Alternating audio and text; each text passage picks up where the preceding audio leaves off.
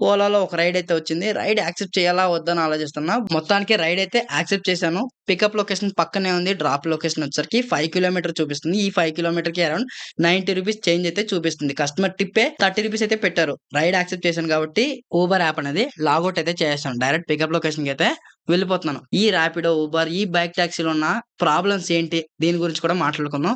Direct pickup లొకేషన్‌కి అయితే వెళ్తున్నాను. నిజానికి చాలా సార్లు కస్టమర్‌లు పికప్ లొకేషన్ తప్పుగా పెడుతూ ఉంటారు.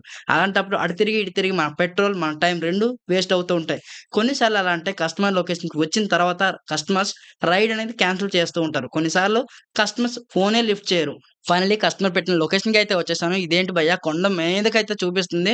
నిజానికి అవతల పక్క రోడ్ లేనట్టే ఉంది. కానీ గూగుల్ మ్యాప్ ఇంకా ముందుకు వెళ్ళండి అని చూపిస్తుంది. పికప్ లొకేషన్ కూడా ఈ రైట్ సైడ్‌లోనే ఉంది. కానీ వెళ్ళడానికి వే అయితే లేదు. ఇంకాస్త ముందుకైతే వెళ్దాం.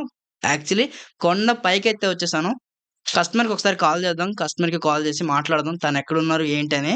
ఈ కస్టమర్ కొంప ముంచేసారు భయ్యా! పికప్ లొకేషన్ తప్పు పెట్టారంట. యాక్చువల్లీ ఈ కొండ కిందకెళ్ళాలంట. పికప్ లొకేషన్ కొండ మీద పడిందని వీళ్ళైతే సింపుల్‌గా చెప్పేసారు. ఇప్పుడు చుట్టూ తిరిగి నేనైతే వెళ్ళాలి. అరౌండ్ ఒక 2 కిలోమీటర్లయితే చూపిస్తుంది. చుట్టూ తిరిగి వెళ్ళాలంటే ఇలాంటి ప్రాబ్లమ్స్ కూడా ఉంటాయి భయ్యా!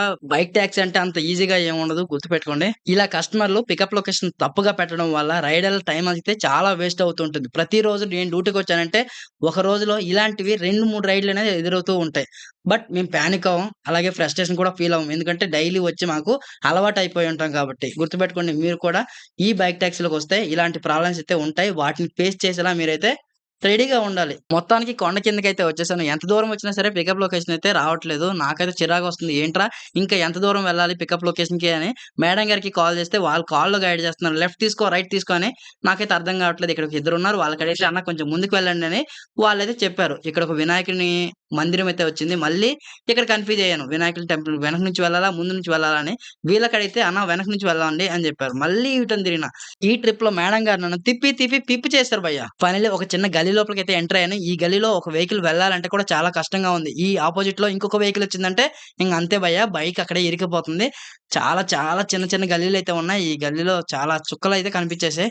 మొత్తానికి మేడం గారి లొకేషన్‌కైతే వచ్చేసాను. మేడం గారైతే పార్సెల్ పట్టుకొని రెడీగా ఉన్నారు. మేడం గారైతే రావట్లేదంట. వీళ్ళు బైక్ బుక్ చేసి పార్సెల్ అయితే పంపిస్తున్నారు. అందుకే ₹30 టిప్ కూడా యాడ్ చేశామని వీళ్ళైతే చెప్పారు.